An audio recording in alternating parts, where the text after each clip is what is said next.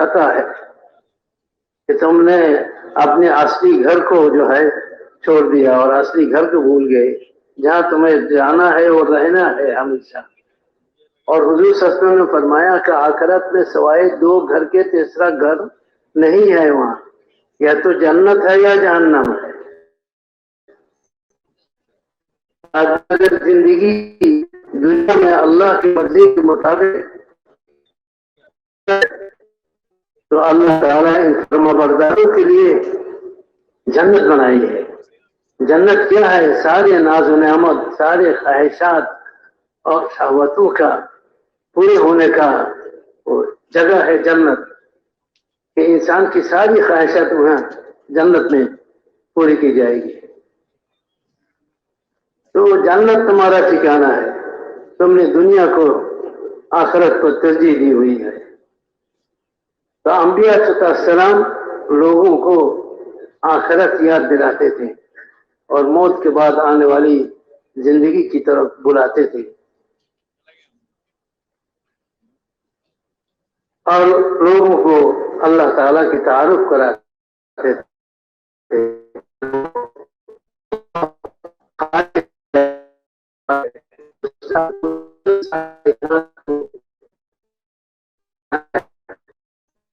کائنات کی ہر چیزوں کو جو ہے بنایا ہے، یہ اللہ تعالیٰ اس حیثیت سے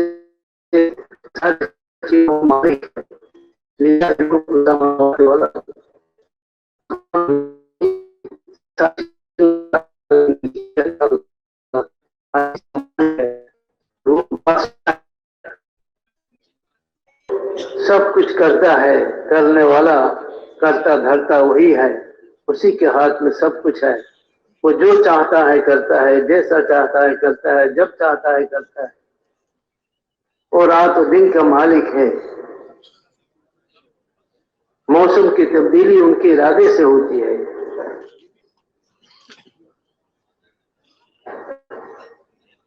ہر چیز کی بقا اور فنا اسی کے ارادے پر ہے. اور عزت اور ذلت اور حفاظت، مسائل کا حل ہونا، پریشانیوں کا دور ہونا، یہ چیزوں میں نہیں ہے، یہ اللہ تعالیٰ کے ہاتھ میں ہے.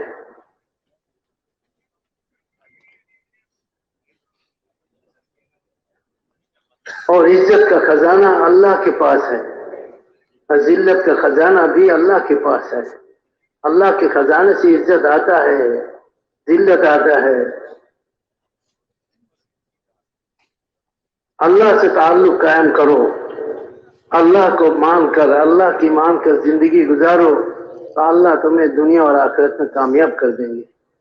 انبیاء علیہ السلام لوگوں میں چل پھر کر دعوت دیتے تھے اور لوگوں کو اللہ تعالیٰ کی تعارف کراتے تھے اور آخرت کی طرف لوگوں کو متوجہ کرتے تھے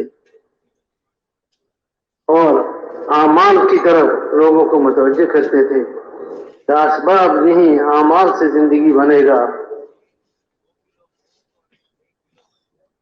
دنیا نہیں، آخرت تمہارا ٹھکانہ ہے. مخلوق سے کچھ نہیں ہوتا، اللہ سے سب کچھ ہوتا ہے. اس لیے اللہ کو مان کر، اللہ کی مان کر زندگی گزارو تو پھر اللہ تعالیٰ تمہیں کامیابی عطا فرمائیں گے. جیسے اللہ عزت دیتا ہے اسے کوئی ذلیل نہیں کر سکتا، اور جسے اللہ ذلیل کر دے کوئی اس کی عزت نہیں دے سکتا. عزت بادشاہت میں نہیں ہے، ذلت فقر میں اور مال کی کمی میں نہیں ہے. ذلت و عزت اللہ کے ہاتھ میں ہے اور اللہ کے خزانے سے آتا ہے. نبی کے طریقے پر آدمی جب چلتا ہے اللہ کے اطاعت کے ساتھ، اللہ کے نبی کے اطاعت کے ساتھ، تو اللہ تعالیٰ کی خزانے سے عزت آتا ہے.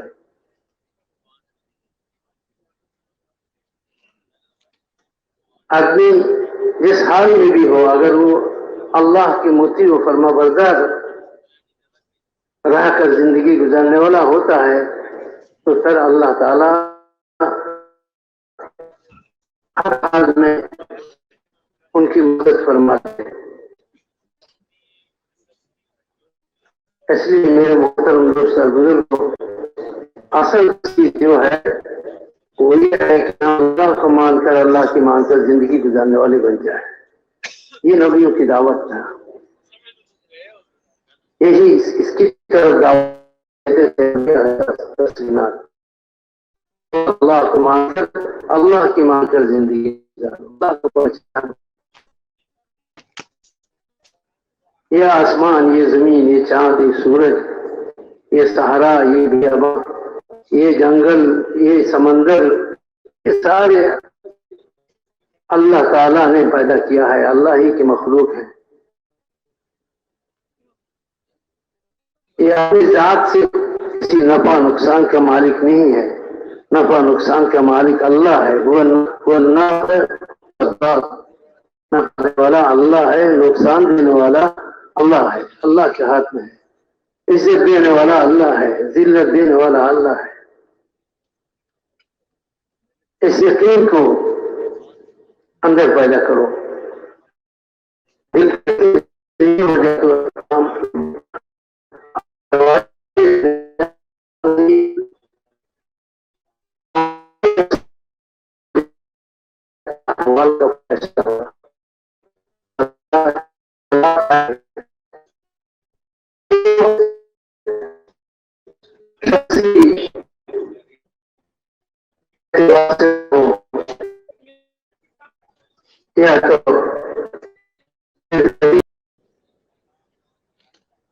پہلے وہ اپنی اندر کی ایمان اور اپنے اندر کے یقین کو صحیح کر لو، اور اپنے اعضاء و جوارح سے نکلنے والے اعمال کو صحیح کر لو، تو اللہ تعالیٰ تمہاری انفرادی اجتماعی تمام حالتوں کا اللہ تعالیٰ درست فرما دیں گے.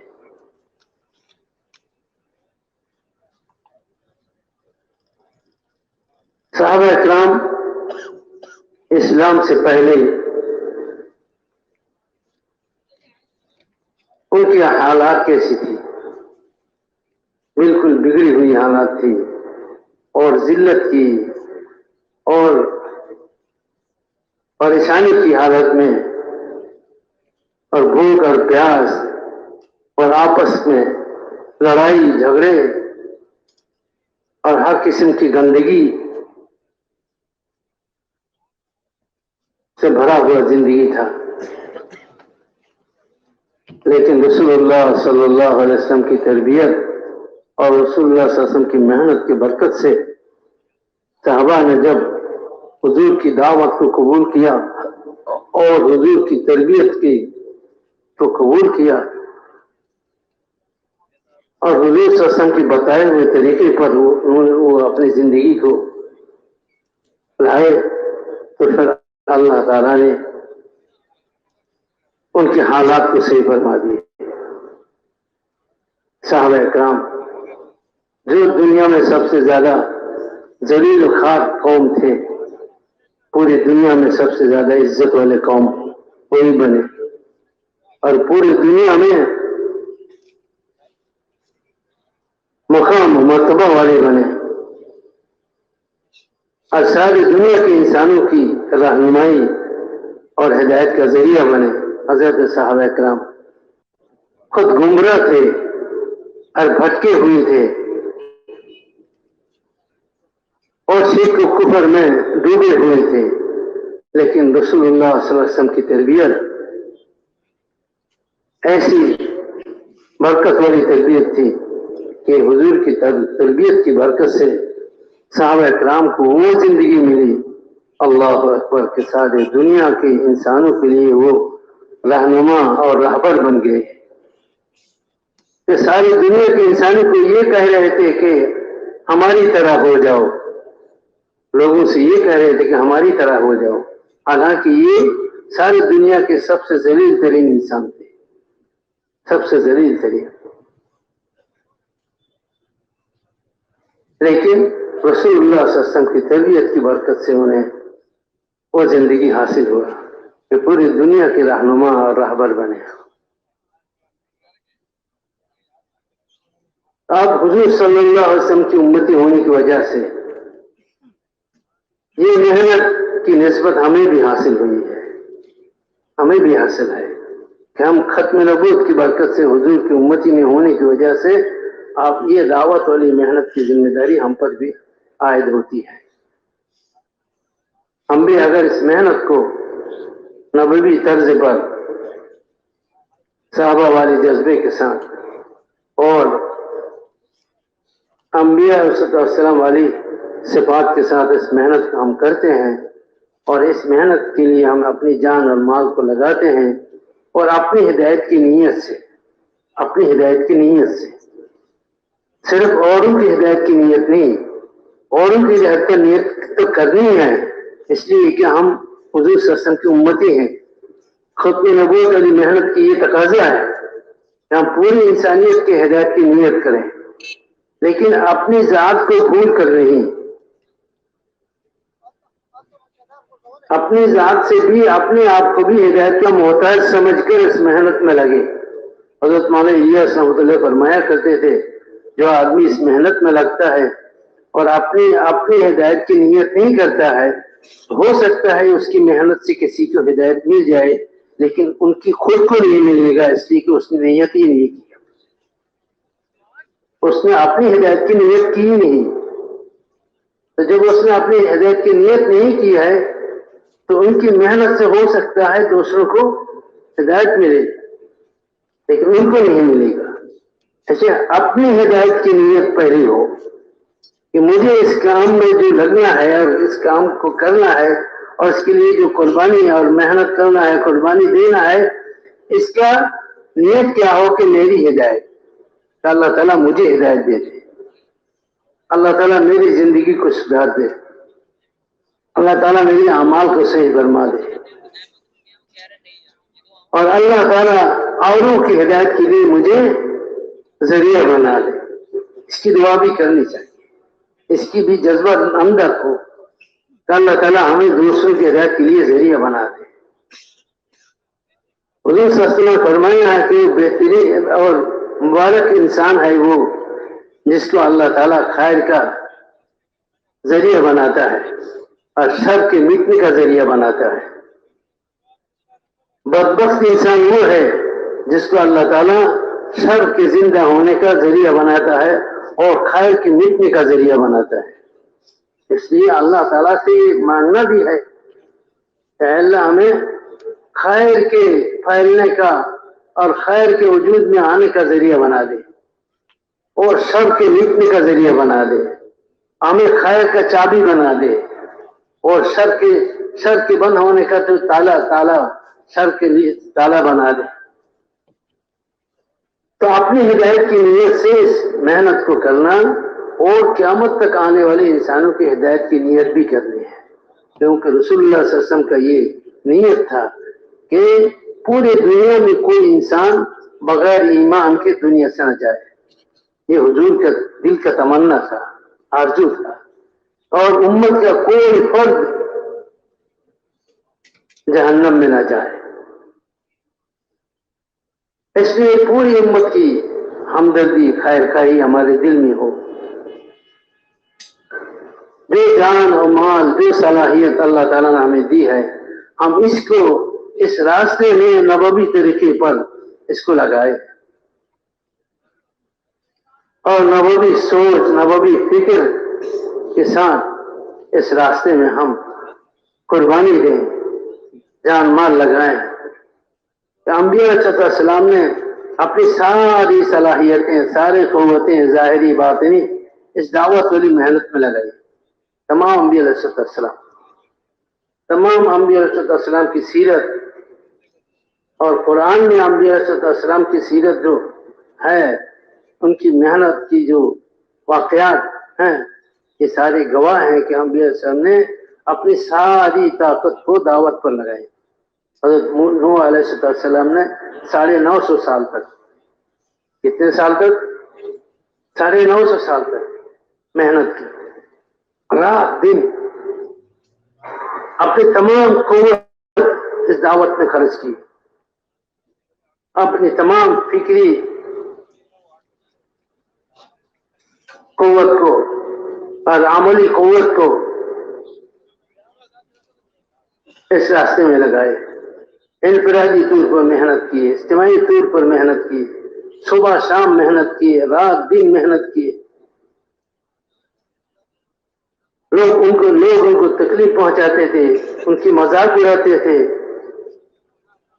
انہیں گالیاں دیتے تھے، انہیں پتھر مارتے تھے، زخمی کر دیتے تھے، باوجود اس کے کہ پورے دن بھر محنت کرتے کرتے چکناچور ہو جاتے تھے، تھک جاتے تھے، پھر ہمت کر کے محنت شروع کر دیتے تھے، پھر دوبارہ محنت شروع کر دیتے تھے، پھر تھکتے تھے، پھر محنت کرتے تھے۔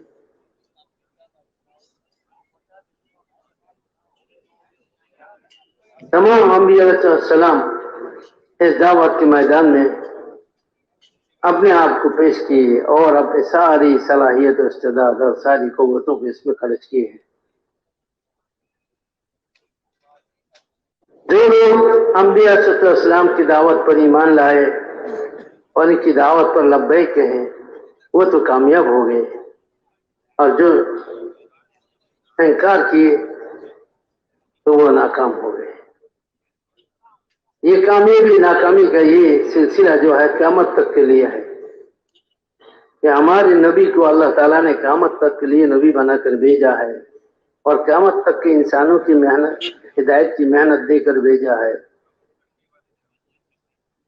اور ان پر جو ہے کتاب جو اتاری ہے وہ بھی سارے کتابوں سے بڑی کتاب ہے، اور ساری شریعتوں سے مکمل شریعت لے کر اللہ تعالیٰ نے حضرت محمد صلی اللہ علیہ وسلم کو بھیجا ہے۔ حضور کی محنت بھی مکمل محنت ہے، یہ پورے عالم کے انسانوں کی ہدایت کے لیے اللہ تعالیٰ نے حضور کو رہبر بنا کر بھیجا ہے، دنیا میں نذیر اور بشیر بنا کر بھیجا ہے۔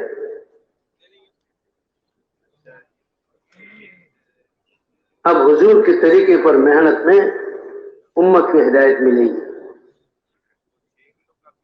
حضور صلی اللہ علیہ وسلم کے طریقے سے ہٹ کر کوئی بھی محنت امت کے لیے ہدایت کا ذریعہ نہیں بن سکتا، بلکہ امت کے گمراہی کا سبب بنے گا۔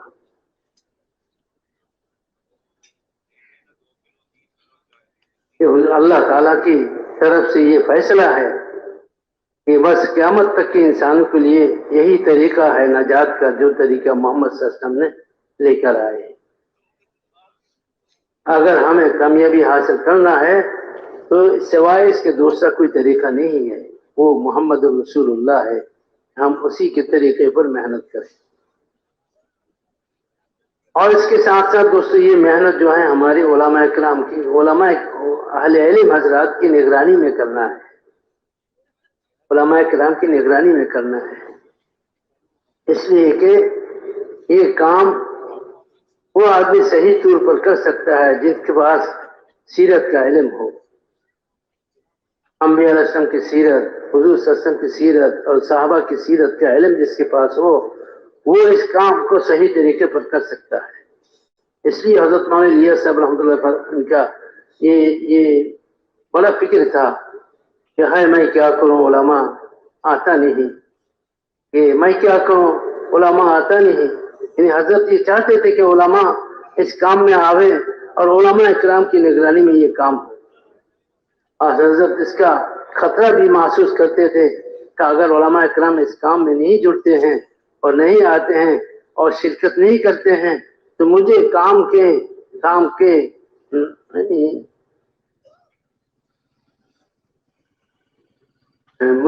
کے بارے میں خطرہ ہے۔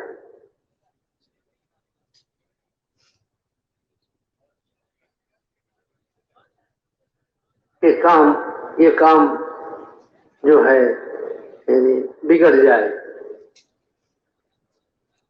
اس لیے دوستو علماء کرام کی اور اس کام میں جوڑنے کی ہم کوشش کریں، ہر جگہ جہاں بھی ہم محنت میں لگے ہوئے ہیں، محنت کر رہے ہیں، وہاں کے علماء کرام جو ہے ان کو بھی ہم کام میں جوڑیں، محبت سے، اکرام سے، کارگزاری سنا کر، احوال سنا کر، امت کے حالات احوال سنا کر ان کو متوجہ کیا جائے تو پھر کام صحیح نہج پر چلے گا، ورنہ کام نہج سے ہٹ جانے کا اندیشہ ہے، خطرہ ہے اگر علماء کرام کی شرکت نہ ہو کام میں۔ اس لیے محترم دوستوں بزرگوں، علماء کرام کو ہم اس کام میں شریک کرنے کی کوشش کریں، ان کی نگرانی میں ہم کام کریں۔ کمی کمزوری ہر انسان میں ہے، کوئی انسان کمی کمزوری سے بالاتر نہیں ہے، لیکن میرے محترم دوستوں، علماء کرام کو جو بڑا مرتبہ ہے وہ علم کی وجہ سے وہ وارثین انبیاء ہیں، علم کی وجہ سے وارثین انبیاء ہیں، اور علم کی وجہ سے ان کا مقام ہے، اور قیامت کے دن بھی اللہ تعالیٰ ان کی رعایت فرمائیں گے، اللہ تعالیٰ ان کو پردے میں بلائیں گے قیامت کے دن علماء کرام کو، اور ان سے اللہ تعالیٰ فرمائیں گے کہ مجھے تمہارے ہر چیز کے بارے میں مجھے علم ہے، تمہاری کمزوریاں بھی مجھے پتہ ہے، معلوم ہے، لیکن آج میں یہ چاہتا ہوں کہ میں تمہیں معاف کر دوں، میں تمہیں معاف کر دوں، میں کسی کی پرواہ نہیں کرتا۔ تو علماء اکرام جو ہیں وہ وارثین انبیاء ہیں، ان کے پاس علم ہے، اور ان کی ذمہ داری یہی ہے جو انبیاء علیہ السلام کی ذمہ داری ہے۔ تو ہم جو ہے خدمت کر کے ان کو جو ہے کام میں متوجہ کریں، خدمت کے ذریعہ، اخلاق کے ذریعہ، محبت سے، اکرام سے ان کو کام میں متوجہ کریں۔ جتنا علماء اکرام اس کام میں شرکت فرمائیں گے اور علماء اکرام کی نگرانی اس کام میں ہوگا تو انشاءاللہ کام کرنے والے بھی کام میں آگے بڑھتا جائے گا، انشاءاللہ ترقی کرتا جائے گا، اور قربانی کے ساتھ ہم اس محنت میں چلیں۔ انبیاء علیہ السلام نے سب سے بڑی قربانی دی ہے اس کام کے لیے، اس دعوت علی محنت میں۔ اس دعوت علی محنت کا مقصد کیا ہے؟ اس دعوت علی محنت کا مقصد دین کا زندہ ہونا ہے، دین ہے اور کچھ نہیں، کیونکہ اللہ تعالیٰ نے دنیا آخرت کی کامیابی دین میں رکھا ہے، اور دین کے بغیر انسان کامیاب نہیں ہو سکتا ہے۔ ملک سے، مال سے، حکومت سے، اکثریت سے، ظاہری طاقت سے، قوت سے انسان کامیابی حاصل نہیں کر سکتا۔ کامیابی دین میں ہے۔ دین کیا ہے؟ دین ہے اللہ تعالیٰ کے اوامر کی مجموعہ۔ اللہ تعالیٰ کے اوامر میں مامورات ہیں، ممنوعات ہیں، ان تمام چیزوں کی رعایت کرتے ہوئے زندگی گزارنا یہ دین ہے۔ ایک انسان جہاں بھی ہو اور جس حال میں بھی ہو، ان کا سوچ یہ ہو کہ میرا اللہ مجھ سے کیا چاہتا ہے، اس وقت کی کیا تقاضا ہے اللہ کی طرف سے، کیا مطالبہ ہے اللہ کی طرف سے۔ جس حال میں میں ہوں، کیا یہ حال اللہ کے ہاں محبوب ہے یا مقبوض ہے، پسندیدہ ہے یا غیر پسندیدہ ہے؟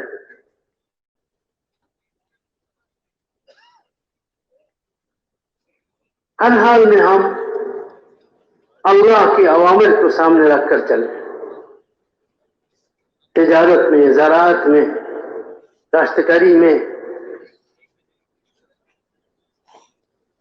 گھریلو نظام میں، سماج میں، جہاں بھی ہم ہیں، ہر حال میں اللہ کے اوامر کی رعایت کے ساتھ ہم اپنی زندگی گزار رہے ہیں۔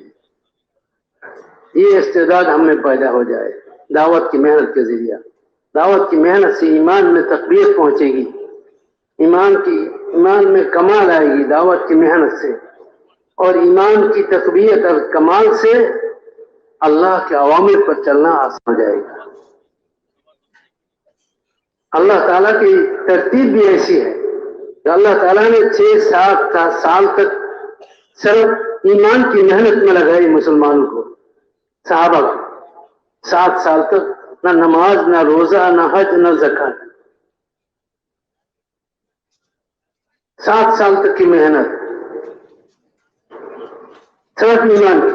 اور مولانا الیاس رحمۃ اللہ علیہ بھی فرمایا کرتے تھے کہ اگر اس محنت کا کوئی نام رکھتا تو تحریک ایمان رکھتا، کہ یہ محنت ایمان کی تحریک ہے، تحریک ایمان ہے۔ اس محنت سے ایمان میں تقویت پہنچتی ہے، ایمان طاقتور ہوتا ہے، اور اندر ایمان کا طاقت جتنا بڑھتا ہے تو ظاہری طور پر بھی اطاعت اور اللہ کے اوامر کے ماتحت زندگی گزارنا آسان ہو جاتا ہے۔ صحابہ نے جب محنت کر کے اپنے اندر ایمان کی حقیقت پیدا کیا اور ایمان کی کمال کو حاصل کیا، تو پھر اللہ تعالیٰ نے جب ان کے دلوں کو دیکھا کہ اب ان کی ساری دلیں جو ہیں ماننے کے لیے تیار ہیں، اب یہ ماننے والے ہو گئے ہیں، تو اللہ تعالیٰ نے ان پر نماز کی حکم دیا کہ نماز قائم کرو، تو پھر 100% صحابہ نمازی ہو گئے، کوئی صحابہ بے نمازی نہیں تھے، 100% صحابہ نمازی، کیونکہ اندر ایمان کی طاقت ہے۔ میاں جی محراب رحمۃ اللہ علیہ فرمایا کرتے تھے کہ انسان کو دین پر اور اسلام پر اور اعمال پر چلانے والی طاقت وہ اندر کی ایمان ہے، اور تمام محرمات سے، تمام حرام کاموں سے، ناجائز کاموں سے، گندی کاموں سے روکنے والی کیا چیز ہے؟ وہ ایمان کی طاقت ہے۔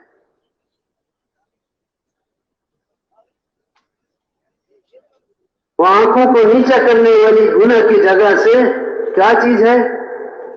وہ ایمان کی طاقت ہے کہ آنکھوں کو نیچا کر دی گئی۔ جب سامنے کوئی حرام آوے تو وہ اندر کی ایمان آنکھوں کو نیچا کر دی گئی۔ یہ اندر کی ایمان زبان کو صدق پر، سچائی پر لائے گا، یہ زبان جھوٹ نہیں بولے گی اندر کی ایمان کی وجہ سے۔ یہ اپنے ظاہری نقصان کو برداشت کرے گا، لیکن جھوٹ بول کر نقصان سے بچنے کے لیے کوشش نہیں کرے گا۔ وہ اندر کی ایمان ان کو روکے گا کہ نہیں جی، جھوٹ بولنا نہیں، جھوٹ بولو گے تو اللہ ناراض ہو جائے گا، اور اللہ ناراض ہو جائے گا تمہارا دنیا اور آخرت برباد ہو جائے گا۔ اللہ کی ناراضی بہت بڑی چیز ہے، اور اللہ کی رضامندی بھی بہت بڑی چیز ہے۔ جس نے اللہ کو راضی کیا تو سارے دنیا، آسمان اور زمین کی سارے خیر اور بھلائی اس نے حاصل کر لیا، تو اس نے اللہ کو راضی کر دیا۔ اور جس نے اللہ کو ناراض کر دیا، سارے خیر سے وہ محروم ہو گیا۔ اب جو حکموں والی زندگی گزارنے والے ہوں گے اور اللہ کے حکموں کے مطابق اور نبی کے طریقے کے مطابق زندگی گزاریں گے، وہ اللہ کے مطیع و فرمانبردار ہوگا، وہ تقوی والے ہوں گے، وہ متقی ہوں گے، وہ نیک اور صالح ہوں گے۔ اور اللہ جل جلالہ فرماتے ہیں اعددت لعبادی الصالحین ما لا عین رأت ولا اذن سمعت ولا خطر علی قلب بشر، میں نے میری نیک اور صالح بندے بندیوں کے لیے اور میرے ماننے والے بندے بندیوں کے لیے اور میرے حکموں کی رعایت کرنے والے بندے بندیوں کے لیے ایسے نعمتیں ہم نے پیدا کی ہیں جنت میں کہ نہ کسی آنکھوں نے دیکھا اور نہ کسی کانوں نے سنا اور نہ کسی دلوں پر گزرا ہے۔ کیسی نعمتیں اللہ تعالیٰ نے، کیسی کیسی نعمتیں اور کیسی کیسی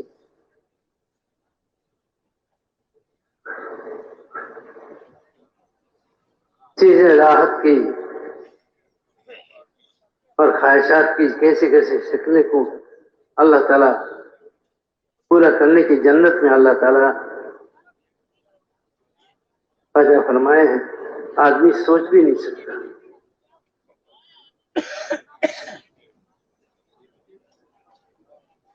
تو میرے بھائی بزرگوں، اس راستے میں رسول اللہ صلی اللہ علیہ وسلم نے بہت بڑی قربانی دی ہے۔ صحابہ کرام نے اس راستے میں، دعوت کے راستے میں قربانی دی ہے۔ رسول اللہ صلی اللہ علیہ وسلم فرماتے ہیں کہ مجھے اتنی تکلیف پہنچائی گئی اس راستے میں، کسی کو نہیں پہنچائی گیا۔ وزیت فی سبیل اللہ ما یوزا احد، اللہ کے راستے میں مجھے سب سے زیادہ تکلیف دی گئی۔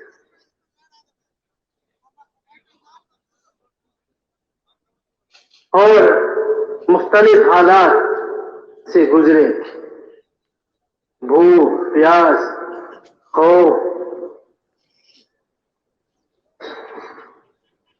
بھوک کی تو یہ حالت تھی کہ حضور صلی اللہ علیہ وسلم کے گھروں میں بھی 2 مہینے ایسے گزر جاتے تھے کہ چولہوں میں آگ نہیں جلتی۔ اور حضرت فاطمہ رضی اللہ تعالیٰ عنہ نے ایک مرتبہ ایک روٹی، گرم روٹی حضور صلی اللہ علیہ وسلم کے پاس بھیجا۔ حضور نے وہ روٹی نوش فرمائے اور فرمایا کہ فاطمہ، کئی دن کے بعد تیرے باپ کے پیٹ میں یہ گرم کھانا گیا ہے، کئی دنوں کے بعد۔ اور حضور کے گھر والوں کے اوپر بھی وہ سارے احوال دین کی اس محنت کی وجہ سے آئے، وہ بھی اس تمام احوال کو برداشت کیے۔ حضرت فاطمہ رضی اللہ تعالیٰ عنہ کے گھر حضور صلی اللہ علیہ وسلم صحابہ کے ساتھ تشریف لے گئے، اندر داخل ہونا چاہا تو حضرت فاطمہ رضی اللہ عنہ فرمایا کہ یا رسول اللہ، آپ گھر میں داخل نہ ہوجیے، اس لیے کہ آپ کے بیٹی کے پاس اتنا کپڑا نہیں کہ پورے بدن ڈھانپ کے آپ کے سامنے بحیثیت باپ ہونے کے آپ کے سامنے آ سکتا ہوں، وہ اتنا کپڑا میرے پاس نہیں ہے۔ یہ جب سنا تو سارے صحابہ کی آنکھوں میں پانی آ گیا۔ حضور نے صحابہ کی طرف دیکھا، پھر حضور نے اپنے چادر مبارک کو گھر پھینکا اور کہا کہ فاطمہ، اس سے اپنی بدن ڈھانپ لو، اور فرمایا ان ابنتی ھذا سیدۃ اہل الجنہ نساء اہل الجنہ، کہ میرے یہ بیٹی جنت میں سارے عورتوں کی سردار ہو۔ تو حضور کے گھر والوں کے، حضور کی بیویاں، حضور کے نواسے، حضور کی بیٹی، داماد، سب کے سب نے اس دعوت کے راستے میں قربانی دی اور بھوک پیاس برداشت کی۔ حضرت حسین رضی اللہ، حسن اور حسین رضی اللہ عنہ بھی بھوک کی وجہ سے زمین پر گر کر روتے تھے۔ حضور صلی اللہ علیہ وسلم دونوں کو گود میں لیتے ہیں اور فرماتے ہیں میرے بیٹوں کو کیا ہو گیا؟ تو فاطمہ رضی اللہ عنہ فرماتے ہیں کہ بھوک کی وجہ سے میرے پاس کوئی چیز نہیں ہے اور میں اس کو سنبھال نہیں سکتا ہوں، مجھے تنگ کر رہا ہے کہ میرے پاس کوئی چیز ہے نہیں۔ تو حضور نے اپنی زبان مبارک نکال دی، تو دونوں نواسے نے نانے کی زبان مبارک کو چوسا۔ ایک دن آتے ہیں اور حضرت فاطمہ سے پوچھتے ہیں کہ فاطمہ، میرے بیٹے کہاں، یعنی میرے دونوں نواسے کہاں؟ تو فرمایا کہ ابا جی وہ تنگ کر رہے تھے، کھانے کے لیے بھوک ہے اور ہمارے پاس کوئی چیز نہیں، وہ اس کا ابا جو ہے ان کو لے کر باہر گئے ہوئے ہیں، چاہیں اگر کچھ مل جائے۔ تو حضور صلی اللہ علیہ وسلم باہر گئے تو دیکھا کہ ایک باغ میں، کھجور کے باغ میں، اور علی رضی اللہ عنہ نیچے گری ہوئی کھجوروں کو لے رہا ہے، جو گر جاتا ہے نیچے، گری ہوئی کھجوروں کو تلاش کر رہا ہے، جمع کر رہا ہے۔ اور یہ حسن اور حسین رضی اللہ عنہ دونوں باہر دھوپ میں کھیل رہے ہیں۔ تو حضور صلی اللہ علیہ وسلم نے فرمایا علی جلدی کرو، جلدی کرو، اس تیز ہے یہ دھوپ، اس دھوپ میں میرے بچوں کو تکلیف ہو رہا ہے۔ تو علی رضی اللہ عنہ فرمایا کہ یا رسول اللہ تھوڑا انتظار فرمائیے، کہ فاطمہ کے لیے بھی 2-4 کھجوریں تلاش کر کے لے لیں. یہ ساری قربانیاں دین کی وجہ سے, دین کے لیے. ہم ان کی امتی ہیں, ان کی نیابت میں اس سارے محنت کی ذمہ داری ہم پر عائد ہوتی ہے, ہم پر بھی آتی ہے. ہم بھی اس محنت میں اپنی جان مال اور لگائے اور قربانی دیں, اپنی صلاحیتوں کو اس میں لگائیں, تاکہ سارے دنیا والوں کو ہدایت مل جائے, قیامت تک آنے والے انسانوں کو ہدایت مل جائے. رسول اللہ صلی اللہ علیہ وسلم کو دل میں یہ تکلیف ہے امت کے لیے. اگر ہم نے محنت کی تو حضور کے دل کو راحت پہنچے گی. اگر امت میں بے دینی بڑھتا چلا گیا اور امت دین سے دور ہوتا چلا گیا اور امت جہنم سے قریب ہوتا چلا گیا, جنت سے دور ہوتا چلا گیا اور اللہ کی رحمت سے دور ہوتا چلا گیا اور اللہ کے عذاب سے قریب ہوتا چلا گیا, تو اللہ کے رسول کے دل کو بھی تکلیف پہنچے گی اس سے.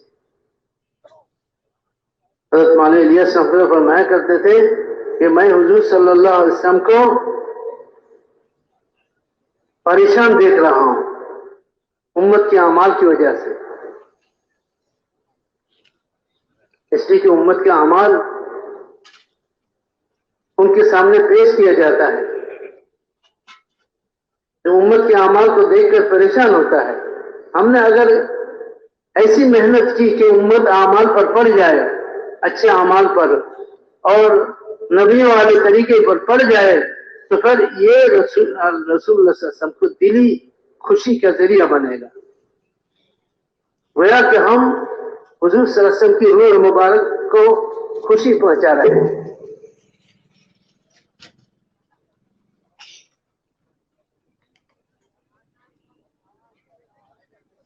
کیسا ہوگا یہ خوش نصیب انسان کہ جس کی وجہ سے رسول اللہ صلی اللہ علیہ وسلم کے دل کو سرور پہنچے, جس کی وجہ سے رسول اللہ صلی اللہ علیہ وسلم کے دل کو خوشی پہنچے.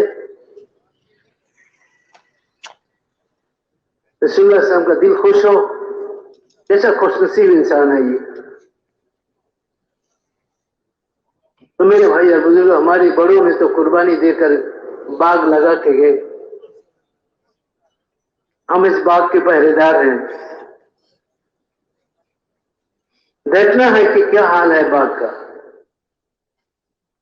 اور ہم نے اپنی ذمہ داری کتنا ادا کی. اس لیے دوستو, جو نہج پر ہمارے بزرگوں نے کام کو چھوڑ کے کیا ہے, ہم اس کی کوشش کریں کہ اس نہج پر کام رہے اور ایسی محنت کریں کہ اللہ تعالیٰ ہماری محنت پر راضی ہو کر عالم کی انسانیت کی ہدایت کی بھی فیصلہ فرماویں اور ہماری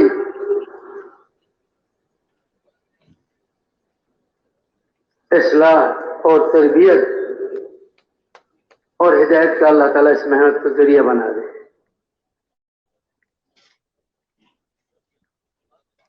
اور اس محنت سے ہم خود بھی استفادہ کریں, اور ہم اپنے گھر والے, اپنے بیوی بچے, صحابہ کرام اکیلے نہیں چلتے تھے, وہ تو سب کو لے کر چلتے تھے, اپنے گھر والوں کو بھی لے کر چلتے تھے. اس لیے محنت میں, قربانی میں ان کے گھر والے بھی ساتھ ہوتے تھے, ساتھ دیتے تھے.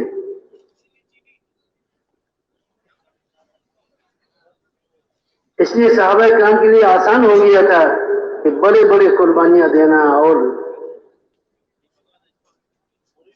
اللہ کے راستے میں موت کے شوق میں, شہادت کے شوق میں چلنا ان کے لیے آسان ہو جاتا تھا, کیونکہ گھر کی طرف سے کوئی رکاوٹ نہیں ہوتا تھا. گھر والے بھی ان کے ساتھ ہوتا تھا فکر میں, اپنے آپ کو امتی سمجھتے تھے, گھر کی عورتیں بھی, بوڑھے بچے بھی, کہ میں امتی ہوں, کہ میرا بھی ذمہ داری ہے. یہ ذمہ داری ہماری نبی کی ہے, ان کی نیابت پر یہ ذمہ داری میری بھی ہے, یہ سمجھتے تھے. ہم بھی جو ہے اپنے گھر والوں کو ساتھ لیں اس محنت میں، اپنے پڑوسیوں کو ساتھ لیں، پڑوس کو ساتھ لیں، اپنی مقام میں محنت کرتے ہوئے ہر کلمہ والے مسلمان مرد عورت کو اس محنت کے ساتھ لگائیں، تو انشاءاللہ العزیز میرے بھائی اور بزرگوں یہ محنت جب عام ہو جائے گی اور صحیح نہج پر قربانی کے ساتھ، مجاہدوں کے ساتھ، مشورے کے ساتھ یہ کام چلے گا، انشاءاللہ اس کام کا جو نتیجہ ہوگا وہ عمومی ہدایت کا اللہ تعالیٰ کی طرف سے فیصلہ ہوگا، تو اللہ تعالیٰ عمومی ہدایت کا فیصلہ فرمائے گے۔ اس لیے میرے محترم دوستر بزرگوں، ہمیں نیت کرنا ہے، ارادے کرنا ہے کہ ہمیں پوری دنیا میں جانا ہے، پوری دنیا کے کونے کونے میں جانا ہے، لے جانے والا اللہ ہے۔ نیت کرنا، ارادہ کرنا، سچائی کے ساتھ، دل کے صداقت کے ساتھ ہم اگر نیت کرتے ہیں، انا عند ظن عبدی بی وانا معه اذا ذکرنی، میں اپنے بندے کے ساتھ ایسا معاملہ کرتا ہوں جیسا وہ میرے ساتھ گمان رکھتا ہے۔ اگر ہمارا گمان اللہ کے ساتھ سچا ہو، اچھا ہو، ہمارا نیت، ہمارا ارادہ صحیح ہو، تو اللہ تعالیٰ ہمارے ساتھ معاملہ اسی فرمائیں گے انشاءاللہ، اور اللہ تعالیٰ ہمیں پوری دنیا میں انشاءاللہ محنت کرنے کے لیے قبول فرمائیں گے۔ اس لیے میرے بھائی اور بزرگوں ہمت کر کے فرمائیں، پوری دنیا کے لیے، پوری دنیا کے چپے چپے میں جانے کے لیے فرمائے کون کون تیار ہے؟ ماشاء اللہ میں ایک سال کے اللہ قبول کو ماشاء محمد طاہر جی مبین 4 مہینے ماشاء اللہ بھائی عمر خان ماشاء اللہ 4 مہینے کے اللہ قبول فرمائے، محمد بلال ماشاء اللہ 4 مہینے کے اللہ قبول فرمائے جی، ہر سال 4 مہینے اللہ قبول فرمائے ماشاء اللہ محمد طاہر ہر سال 4 مہینے اللہ قبول فرمائے، آسان فرمائے جی۔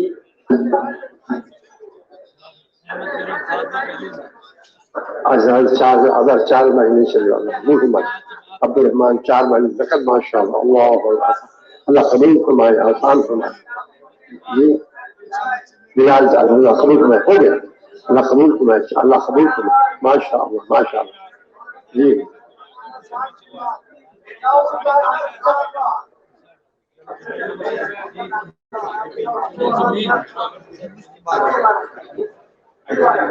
کبیر والا سے 1 سال کی جماعت اللہ قبول فرمائے ماشاء اللہ قبول فرمائے جی۔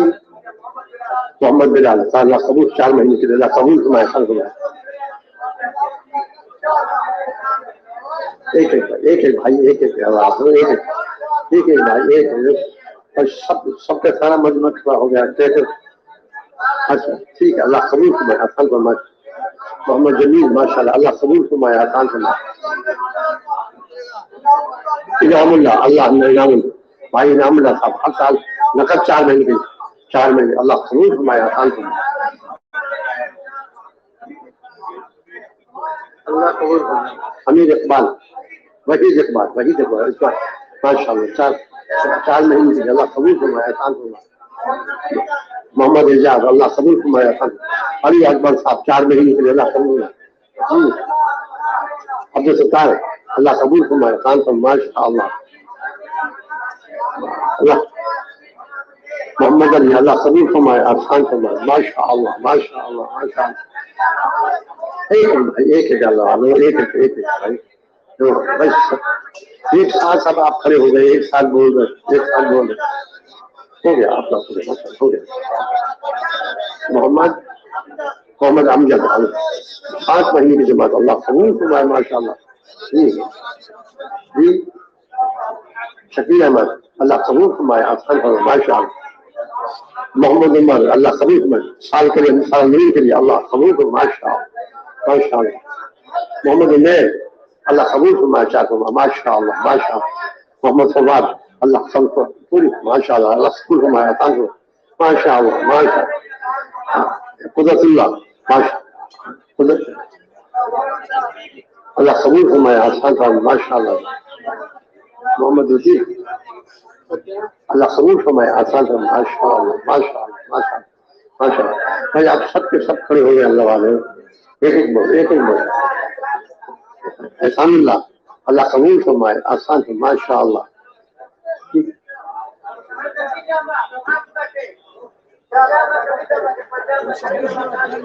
پانچ جماعت کوئٹہ مرکزی مسجد سے نہیں محلہ کون سا ہے محلہ کون سا ہے جامع مسجد میں کون سا محلہ اللہ والے مسجد روڈ اللہ قبول فرمائے پانچ جماعت اللہ قبول فرمائے ماشاء اللہ جی محمد ابرار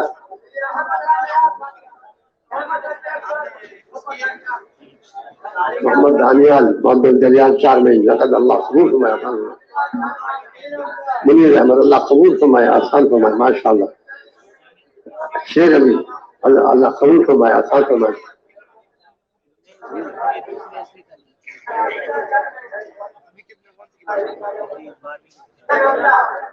طاہر صاحب ماشاء اللہ سال کے لیے اللہ قبول فرمائے آسان فرمائے بھائی اللہ والا قاسم بات سننا محمد عدنان ہو گئے اللہ قبول فرمائے آسان فرمائے بات سنیں بھائی آپ سب کے سب کھڑے ہوئے سب بات سنو ماشاء اللہ جو پاپا حلقوں میں تشریف لے جائیں حلقوں میں تشریف لے جائیں حلقوں میں تشریف کی جماعت موجود ہے تشریف کی جماعت موجود ہے ان کے پاس تشریف لے جائیں اپنی جماعتیں برقرار فرما لیں ماشاء اللہ آپ کا پرچہ بنے گا نماز مکمل ہوگی ذمہ دار طے ہوگا آپ کا رخ ملے گا اور ماشاء اللہ آپ کے ساتھ ساتھی آئے ہوئے ہیں ان کو تیار کریں آج کا دن ہے اب تشریح کام مکمل فرمائیں حلقوں میں تشریف لیں حلقوں میں تشریف لیں اللہ جائے اللہ بہت بہت دعا کرے اللہ قبول فرمائے اللہ سب کو قبول فرمائے اللہ سب کو قبول فرمائے سب کو آسان فرمائے اپنے حلقوں میں تشریف لیں انشاءاللہ تعالیٰ تعلیم کے حلقے انشاءاللہ 10 بجے لگیں گے انشاءاللہ تعلیم کے حلقے 10 بجے انشاءاللہ لگیں گے اور یہ ہماری جو یہ علماء کرام ہے ہمارے سر کے تاج علماء کرام کا وقار 10 بجے انشاءاللہ مرکزی تشکیل کی جگہ پر مغرب